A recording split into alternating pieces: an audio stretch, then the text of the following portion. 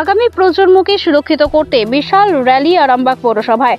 সাধারণ মানুষকে প্লাস্টিক ব্যবহার বন্ধ করতে এবং ভবিষ্যৎ প্রজন্মকে সুরক্ষিত করতে সচেতনতামূলক র্যালি অনুষ্ঠিত হলো আরামবাগ শহরে। র্যালিতে অংশগ্রহণ করে আরামবাগ পৌরসভার চেয়ারম্যান সমীর ভান্ডারী, আরামবাগ থানার আইসি রাকেশ সিং, আরামবাগ এসডিপিও সুপ্রভাত চক্রবর্তী সহ অন্যান্য প্রশাসনিক আধিকারিকেরা। এ বিষয়ে আরামবাগ পৌরসভার চেয়ারম্যান সমীর ভান্ডারী কি বলছেন সরাসরি শুনে নেব তার কাছ থেকে। মানুষের অসচেতনতার কারণে প্লাস্টিক যত্রতত্র ফেলে রাখে, যার ফলে জল নিকাশিগুলো বন্ধ হয়ে গিয়ে শহরের বিভিন্ন জায়গায় জল জমে বিভিন্ন পোকামাকড় এবং মশা জন্মায়।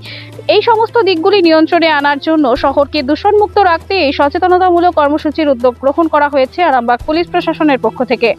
আরামবাগ পৌরসভার এসডিপিও সুপ্রভাত চক্রবর্তী কি বলছেন আমরা সরাসরি শুনে নেব।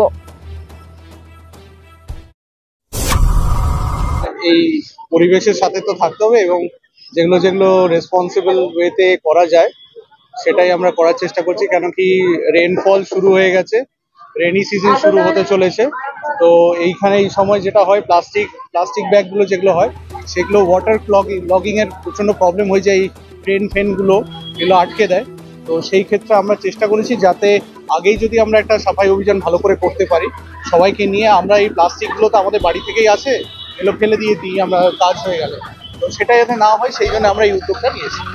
দাদা, ম্যানুফ্যাকচারিং বা যে দোকানদারগুলোকে তাদেরকে আটকানোর জন্য কোনো সেই জন্যই আমরা মিউনিসিপ্যালিটি আমাদের সাথে আছে, চেয়ারম্যান সাহেব আছেন এবং মিউনিসিপ্যালিটি বিভিন্ন যারা দায়িত্ববান পদে আছেন, ওয়ার্ড কাউন্সিলর সবাই আছে, এনারা সবাই মিলে যদি একটা হোলিস্টিক অ্যাপ্রোচ নেন তাহলে আমার মনে হয়ে যাবে। এই নিয়ে আমরা আগেও উদ্যোগ শুরু করেছিলাম, কিন্তু মাঝখানে বন্ধ হয়ে যায়। আজকে আবার নতুন করে আমরা সবাই একসঙ্গে মিলে এই প্রচারটা শুরু করি।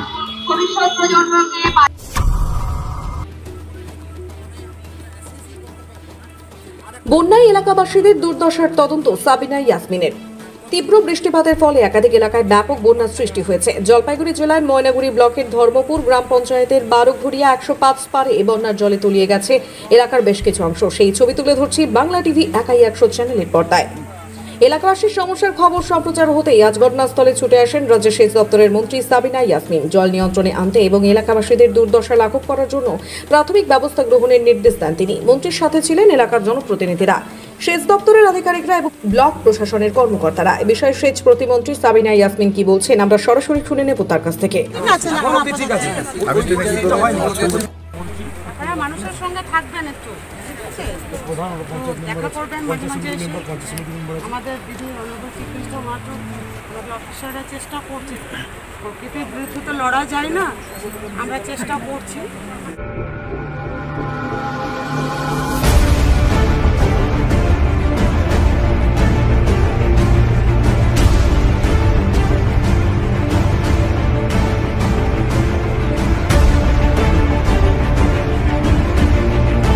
বাংলা টিভি একাই 100 দেখতে থাকুন, সঙ্গে থাকুন, আর আপনাদের কণ্ঠস্বরই আমাদের শক্তি।